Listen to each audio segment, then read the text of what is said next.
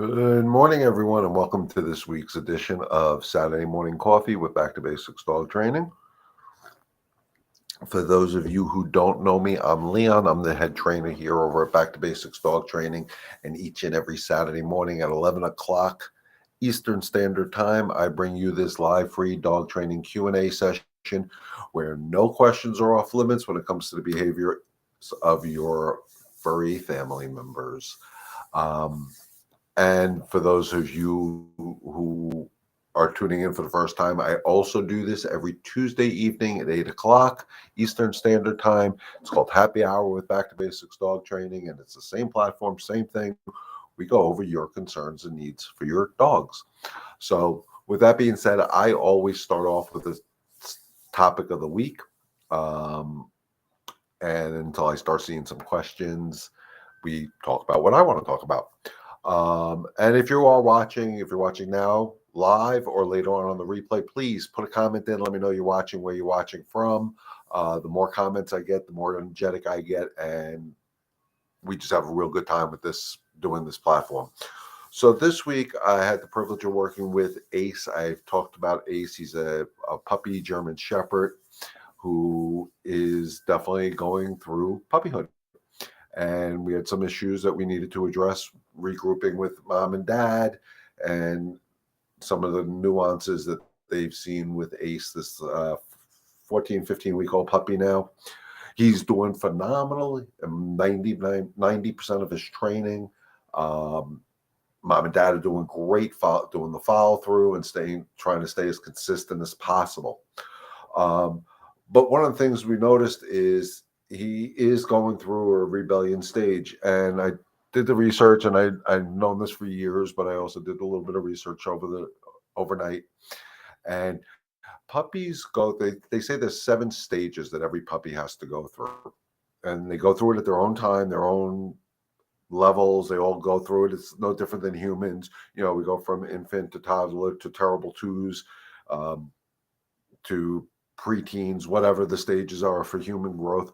But as we know, even with the terrible twos, if you don't see it at 2, you may see it at 3 or 4. So they go through it. May not be at 2 years old, but they go through it. There are a bunch of different stages that a puppy goes through, and each one of them is important to the growth of the puppy.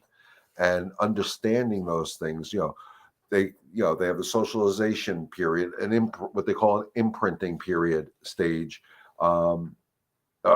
A ranking and pre-adolescence and adolescence, and there's all these stages at different times that they go through, and each stage is important. And for anybody who has a puppy or adopts a puppy or whatever, or that 3 to 5 month old dog, they're still going through those stages. Just because they're not the 8-week-old puppy, there's still stages they got to go through. And one of the things that's real important when you adopt a 6-month-old puppy or a year-old puppy, that you really want to look even at the socialization period stage, which is really the first stage of life for a puppy, because they may not have gotten it. So you got to expose them to these things. And socialization is crucial to a dog. And they say that's like 3 to 8 weeks. That's the time frame they use for what they call the socialization period. And that's where the brain is learning things. They're approaching things. They're trying to figure things out. They're with their pack mates, depending on how old they are. Their pack mates could be the humans. Their pack is their pack. That's that 3 to 8 week period is when they should be with their mother and their pack mates, of course. But we know that doesn't always happen. So then if we get a puppy that didn't go through that, we still have to experience it. Even if they're 6 months old, they have to go into that socialization stage. And it's real important. During COVID, we noticed, a lot of people adopted dogs because people were home. They had more time. They were working from home. They had time. But the problem with the dogs that we rescued during COVID, or we got during COVID, is there was no socialization because, hell, the world stopped. And we couldn't socialize as humans. We couldn't socialize our pets with other pets, other animals, other dogs, other people.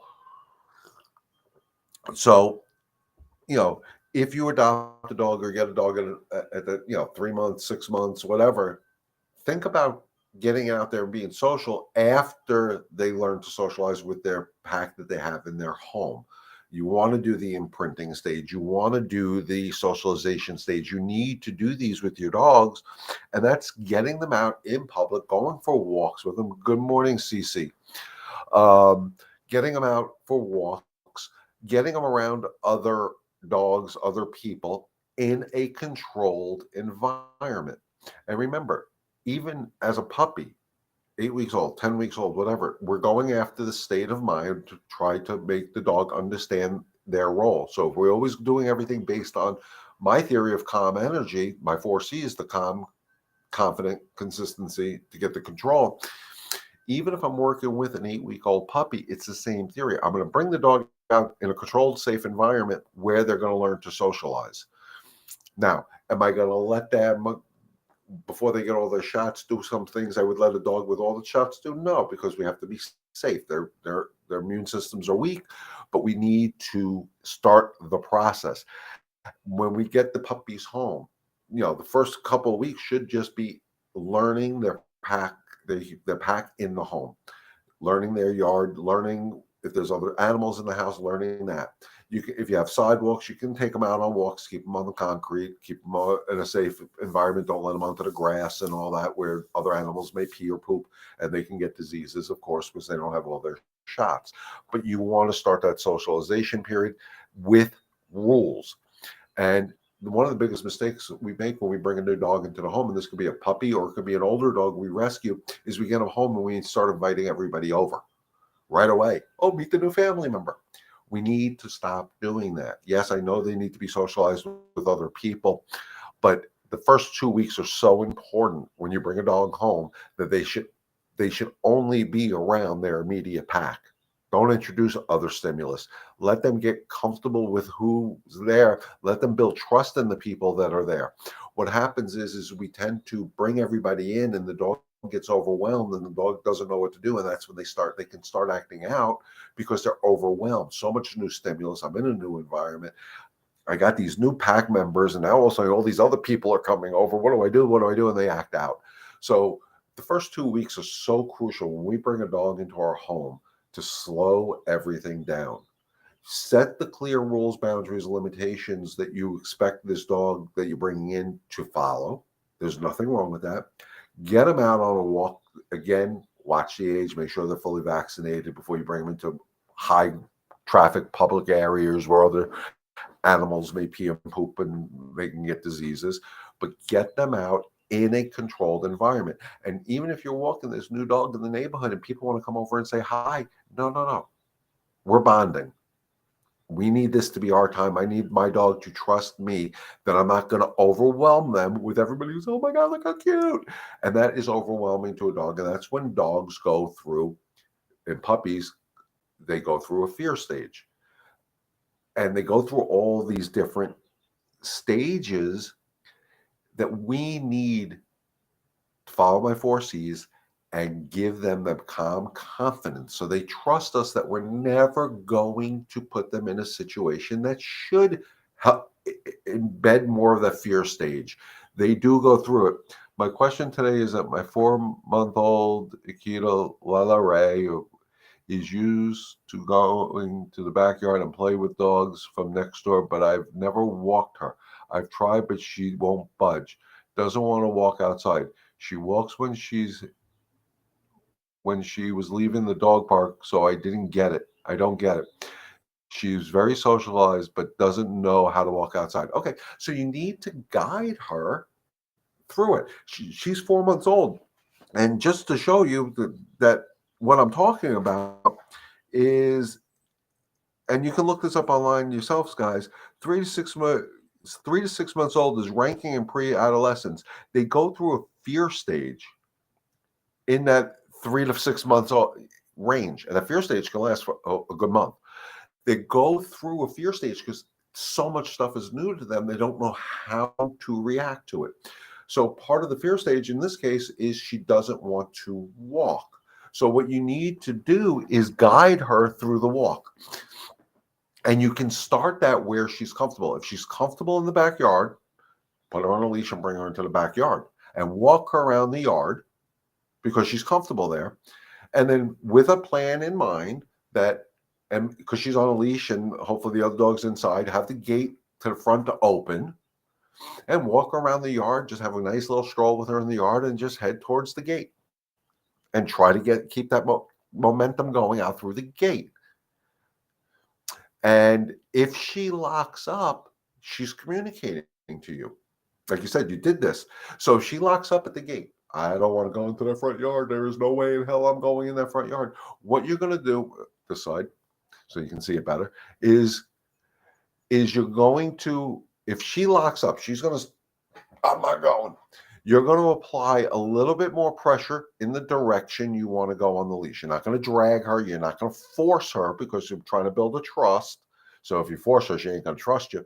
You're going to hold a little bit of pressure. You're going to hold a little pressure at any movement you get out of her. I don't care if it's sideways, back, forward, sideways, whatever. You're going to release that pressure. Good girl. Boom. And continue to try to move forward. And eventually what you're going to see, if you do this with calm, confident energy, is you're going to, don't pull her. They do. They lock up. It's almost like they're laying down. They're not going anywhere. You have to apply enough pressure just because her brain is locked. This is what's happening. Her brain is locked. I'm not going. By applying the pressure, and if she's laying down in an upward forward motion, because you got to get the up motion to move, is you're going to see eventually when you do this and you hit it right, it's almost like a switch flips. And you see that, boom, okay, I'm ready to go. I just did this with a dog. I did it with Ace when he was a puppy. He didn't want to walk.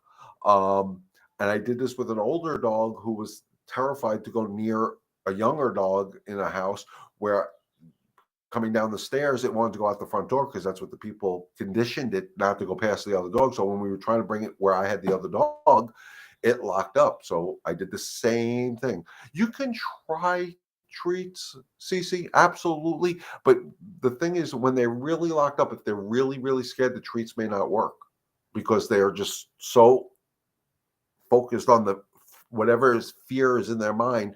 Food may not make a difference. So if you try food and it doesn't work, people tend to get frustrated. I tend not to use food to reward a fearful behavior. I will guide them through the fear. One of the things I've done with one dog that was so bad, this dog Patty I worked with, and she still has a lot of phobias, but she's much better. She would not go for a walk. She was a 100-pound dog, would not go for a walk. You got into our driveway, that was it. She locked up. She just froze. I mean, and she had pulled back hard enough to almost knock me off my feet. So what I did is what I'm suggesting to you is I took her around to the backyard. I walked around. I had the gate open. And as I'm walking around, I started increasing my speed, and then increase my speed to go through the gate. And I just kept going at a faster pace because when they're at a faster pace, it's hard for them to focus on two different things. And then once she realized she was fine. We were walking, car passed, she freaked out. We dealt with it. And within an hour, I walked her 2.5 miles, because she just gave it up because she trusted me because I didn't force her to do it.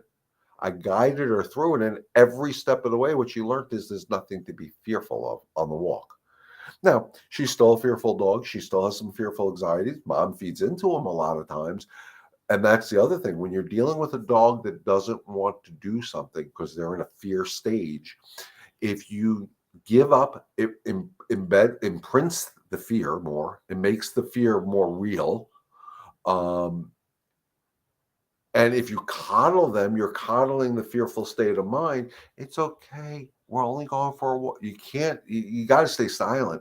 So, but the leash pressure, just like I said, you're going to hold a little bit more. So they're going to put a foot-pound of pressure going backwards. You're going to put a 1.5 foot going the other way. You're not pulling 10 times the amount. And you will, every single motion you get from the dog, when you see forward motion, sideways motion, anything, you're going to release that pressure because that's the reward for movement. Good girl, let's go. And you're going to try to go again. And eventually you'll see each one of those temper tantrums where they freeze is less and less. And then you'll see the switch. And most of the times when I see the switch, you'll see the dog actually, whoop, let's go. And they get excited about it. But my energy is excited because we know the walk is a good thing. My energy is calm, confident because I know it's the right thing for them. Uh, and it could be it's 4 months old. It's that adolescent stage. One of the parts of adolescent stage in 4 months old is defiance, and it could be there. Of a 3 month old dog may listen because you work on become command a lot. At 4 months old, they may turn around and say, "Screw you, I'm not listening," because they're trying to see. These are those tests I talk about, guys. These different stages, a lot of the tests. They want to see, okay, are you truly my calm, confident pack leader? I'm going to disobey you right now. I'm not going to follow you. I'm not going to come when you call me. And how are you going to handle it? And if you handle it properly, be it the walk, the come, or whatever, they will see that you're serious. You just take your time and work them through it because it's no different than raising kids. Kids go through a defiant stage too, where, put your dishes in the sink. No. What do you mean, no? Put your damn dishes. We go through it with our kids. The dogs go through those same stages. Dogs' world is a lot quicker than humans because they grow quicker than our human children, but they go through pretty much the same stages. It's how we guide them through. Again, the key is guiding her through. When I was talking to Will yesterday about Ace, and Ace is about that 4-month-old mark right now, 4 or 5 months old. I basically said he's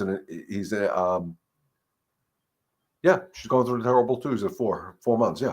I basically said Ace is in an FU stage, basically looking you square in the eye and saying, F you, I'm not doing what you want me to do. And those stages are so crucial to reinforce that calm confidence that you're in charge. You're right. It's like when kids go through terrible twos. If parents feed into that nonsense, those kids are going to take advantage the rest of their damn lives. We know this, but the dogs do too. One of Ace's fears right now is touching his paws. He has this thing about it. I don't know why, but here's the proof. He doesn't like his paws being touched. Okay, so what did I do? He was muddy yesterday because it rained here. We had to wipe his paws down. He had to deal with it, and I held his paw, and he tried his biting routine, and I just stayed there, and I disagreed with him. And once he calmed down, I let his paw go. So he realized the more I do this, trying to get the paw away from me, the more I do this, I'm still going to hold the paw. But when you're calm, I let the paw go. So I'm teaching him the calmer state of mind, even though he is in a fear stage of somebody touching his paws. Does it make him a bad dog? Absolutely not. It's normal, guys. Here's a printout from somebody's website about the fears of dogs. Fears, the stages, the 7 stages of dogs. I should have wrote it myself. I think I am going to rewrite it to make it easier for humans to understand because I read some of this crap and it confused me and I know what I'm doing. So I may put this out on my website. So that would be backtobasicsdogtraining.com in a blog, whatever they call blog, vlog, not vlog is video. So blog. Also licking everything. Yeah, it's normal to they're teething. 4 months old, they start the teething stage, guys. So what I tell you to do is take something like we would for kids, put in the freezer, let them chew on that. Biting stage is going to start now. The biting of furniture, the teething. So licking could be also a nervous tick type of thing. I disagree with obsessive licking. If they lick me 1 or 2 times, I can care less. But if it's obsessive, I would disagree with it because, again, that's not the right state of mind. That's not a calm state of mind. Licking humans, licking their paws, biting their paws, those are all not calm states of mind. Those are anxious states of mind, in my opinion. I'm working with a dog right down the road here. And again, it was a rescue. We don't know its history. I mean, we know some of it, but it definitely didn't go through a lot of these stages, and it's exhibiting a lot of nervous energy, for lack of better terms. And what it's doing is because they're setting the rules now, he's got a lot of nervous energy, and licks us, floor, sofa, cloth. Yeah, that's a soothing thing. You want to disagree. Remember, 4 months old. One of the things they actually said in this article I printed is that 4 to 5, 6 months old, the dog should be tethered to like, which is what I say, should be tethered to the human more often than not, so we can control a lot of these unwanted behaviors as they creep it, as they start exhibiting themselves. So if a dog is licking the floor, if I have the leash on, I can do, I'm like, nope, and just disagree with it. But you can give them another toy. I prefer not to do that. I don't like the redirection theory. Well, you're licking the sofa, let me give you a toy. Kind of rewards licking the sofa, in my opinion. But you are allowed to disagree with it. Like when I was over there yesterday, even after all this nonsense with Ace, he's like trying to lick me to death. And I'm like, no, this is all nervous energy. And we really want to disagree with this. Puppy biting is normal. Grabbing your clothes, biting the furniture, chewing the shoes, doing stupid things like that is very normal, but it doesn't have to be. You can control it.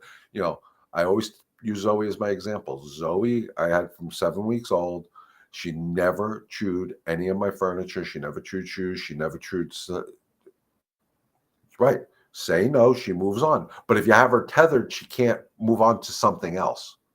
And that's why I kind of like the tether theory, because I can stop the behavior where the unwanted behavior occurred and then learn to settle down right where the unwanted behavior occurred.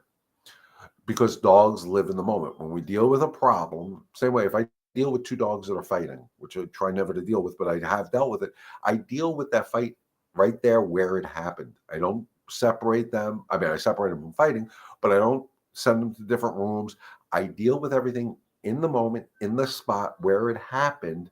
So we write the narrative that, okay, there was unwanted behavior here, but that's not how it's going to be here anymore. And if things are done with my 4 C's of training, calm, confidence, consistency for the control, what you'll see is those dogs that just fought, and I know this for a fact, go off and play get them back to that calm state of mind, because that's what they're going to understand. If they're licking our furniture or chewing our furniture and we get angry, we get frustrated with that, they're going to continue to do that. It's no different like when I talked about with Ace the puppy. He was chewing, I think it was a rubber tree plant, I'm not even sure what it was, and Will was getting a little frustrated with him, pushing him away, saying no, pushing him away, and Ace just kept coming back. So finally I walked over and just did my bite. Boom, no. I did twice. He said, I'm done with that. I'm never doing that again. And he was able to lay down by the plant that was just his object of desire and pretty much take a nap. So you deal with things in the moment, even this walking thing, you deal with it. And, if you get forward motion, because you always want to end exercises on a win. So if I'm working with your dog, CC, and I get that dog that move forward, and I've been out there for 20 minutes, half hour, whatever, to get that forward motion, I may end the exercise right then and there, not go for a 5-mile walk. Nope, I got forward motion. Let's go back into the backyard. And you could do that. And here's another thing you can try with her. Do the walk in the yard, controlled walk. You're in charge of it. She's healing. She's not sniffing. She's not trying to pick up the stick. She's following you. You get out the gate, you get a foot away from the gate, and she's doing good. Turn around. A reward is going back into the yard. And then next time, try to go out 3 feet, 4 feet, 5 feet. And just her reward is always to go back into the yard. If she does good, she goes back. And it's Pavlov's theory. And I've done that with dogs that have such a huge unhealthy bond to a parent. I'll take them away from the parent on a walk, and their reward for doing good is I bring them back to the parent. So you can do the same thing with the yard. If she's comfortable in the yard could be her reward for doing good. You did good. You got a foot out the gate. Yes, let's go back. She doesn't want to leave Jackson behind. And guys, when you have multiple dogs, it is so important to work and take them out separately. I know people, I've worked with people that had 2, 3, 4, 5, 6 dogs, and when they went to a groomer or a vet, they would have to bring them all because they couldn't leave any of them inside. But again, that's going to come from you. Don't worry about that she doesn't want to leave Jackson behind. You're doing what you know is right. You have to go out with that confidence saying, that's fine. Jackson's fine by himself. So are you. Let's go. Because otherwise, what will happen is when you go to the vet, you're going to have to take two dogs with you. Go to the groomers, you're going to have to take two dogs with you. You go any place, you're going to have to take two. It's not reasonable. It's too hard. So it's so important. 4 months old, again, they're going through the stage.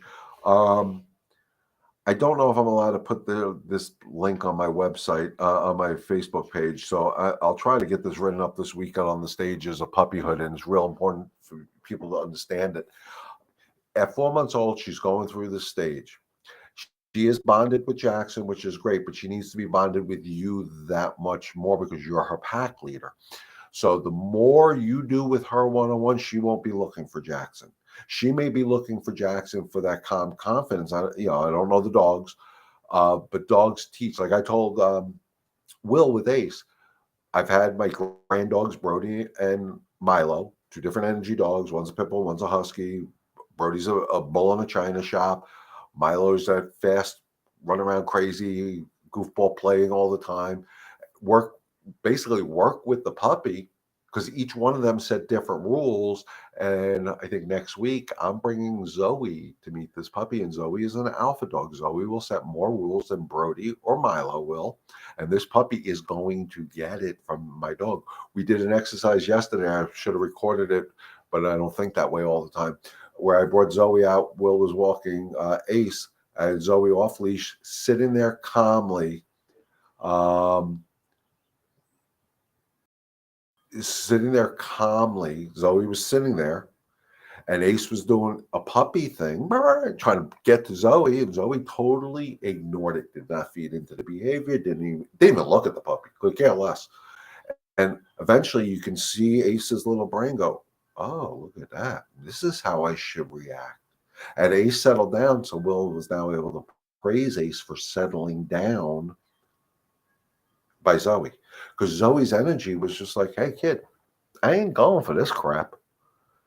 We did everything in a safe distance, but next step is we're going to bring Zoe into Ace's yard, and Zoe's going to set the rules, and we're going to watch and observe because people need to see how dogs set rules. Dogs aren't afraid to discipline another dog without hurting them. Good morning, Phyllis. I'm on today just watching. Junior is not a puppy, but info you share can be useful. Absolutely. Guys, they're all puppies at heart. That's the way I look at it.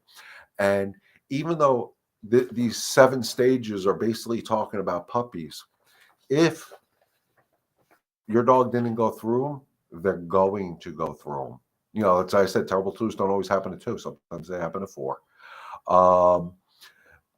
And things come up in the outside world. Our dogs can tell us a lot. I was walking Zoe a couple of nights ago, and I noticed she wasn't walking as good as she normally does. Now, when I do my last walk of the night, she's off leash. She stays with me. She does her sniffing. I give her a lot of freedom at that time because nobody's out. She can do a lot of stuff. But I was watching, and I always keep an eye on her. And I'm watching her, and I'm like, I'm not liking her body language and the energy I was feeling off of her. And I started seeing her hackles go up a little bit. And I'm like, something's up here. So, of course, I put my leash on her at that time. And what happened is something triggered her. Something gave her, hey, something's not cool around here. And they have been doing a lot of construction here. And right after I put the leash on her, I saw a pack, basically, of feral cats. I don't know if they're called packs,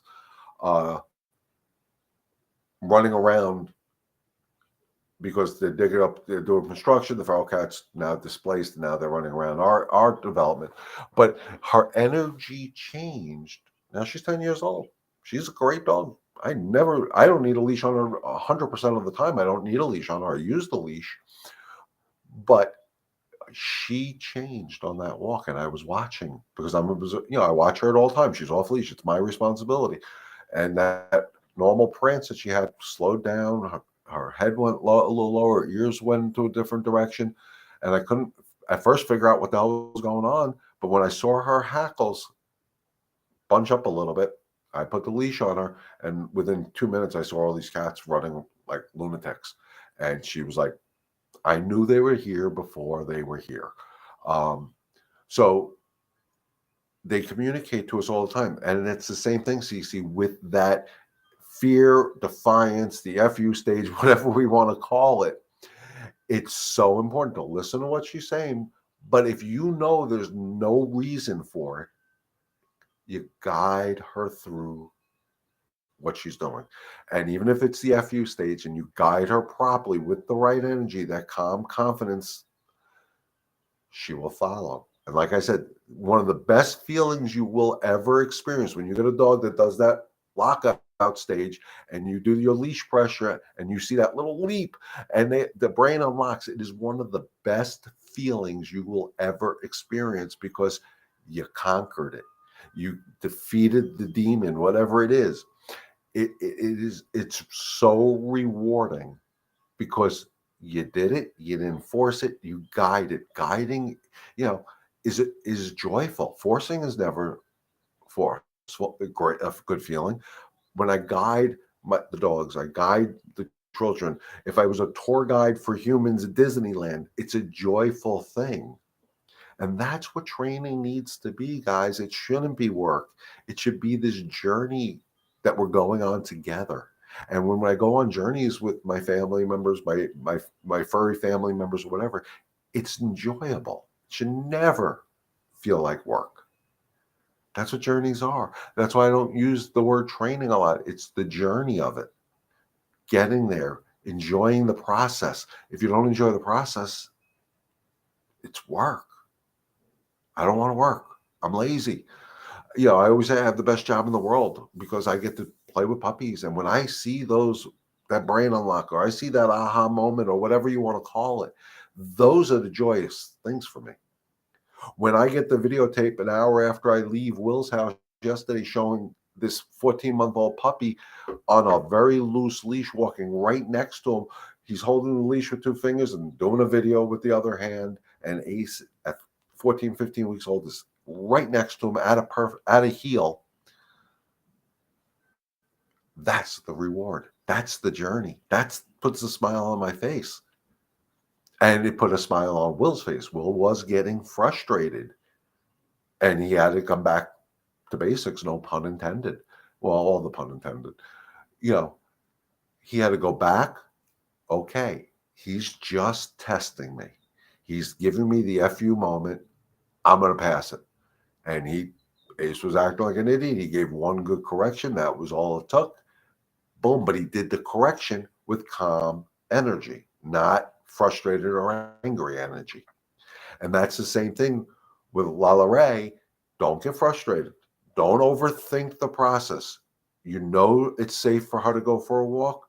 You're going to guide her through it. Take the time. Get the small win, bring her back to the yard. Get the bigger win, bring her back to the yard.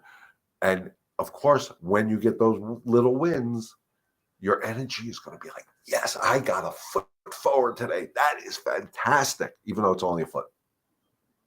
It makes a difference. It builds dogs' confidence in you that you understand what they're communicating to you.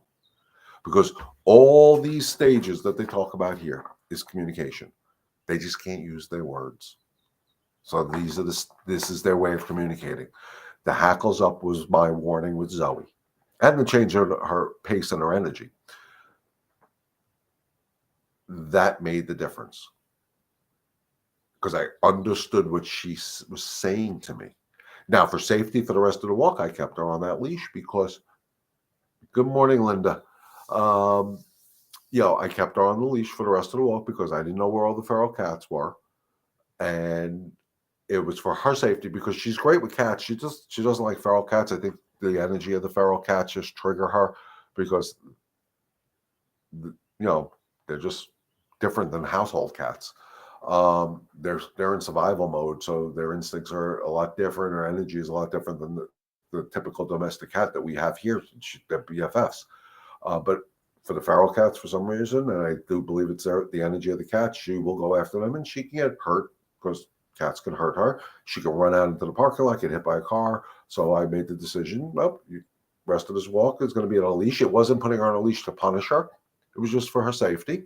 Good morning, Jackie. And last night I walked her without the leash. I was more aware of our surroundings. And here's something else I want to tell you. Just because I was aware of my surroundings doesn't mean I changed from calm confidence.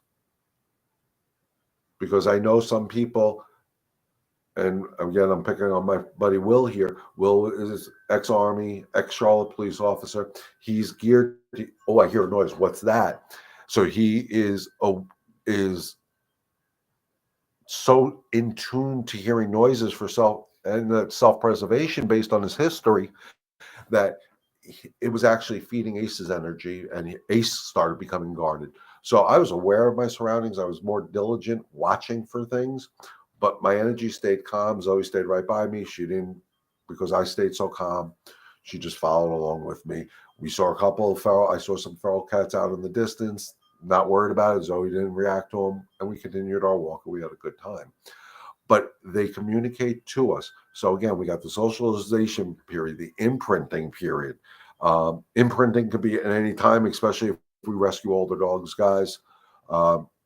Ranking, and when they say ranking in the pack. It's so important, guys. We have to be the pack leaders. We don't want them to ever do it. Pre-adolescence and then full-blown adolescence is where we become gray. So again, CC, work on your calm confidence, guiding Lala Ray for the walk. Everything based on calm. You know, I put that QR code in the upper right-hand corner, I guess it is. I don't know how you guys see it. I'm assuming it's the upper right-hand corner for you guys too. For my YouTube channel, if you click on that, it'll take you to my YouTube channel. Take a picture of it, whatever it's called. Scan it. Take you to my YouTube channel. The playlist is How to Leash Train My Dog in 5 Easy Steps. That is Mastering the Walk, but it all is based on calm confidence. It's a little chilly down here today, so don't mind me if I keep rubbing my hands. So with that being said, guys, we're about 40 minutes right now. If there's no other questions, we're going to wrap it up for the weekend because I do have another session to get myself ready for.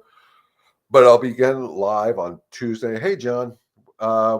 I was just talking about you. I got to get ready for your session. We're going to work with Chico, who is, I think, John, let me know if I'm right here, 7-8 month old now, 7 months old, 8 months old.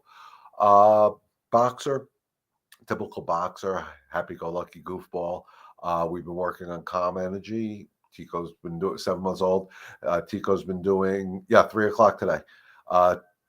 Tico's been doing phenomenal. So today, I almost want to say it's his final real test. We're going to take him to a dog park area where hopefully there's a lot of dogs walking around, distractions with dogs in a dog park. It'll be John's final test because John's going to have to handle Tico more than me, of course, and his wife.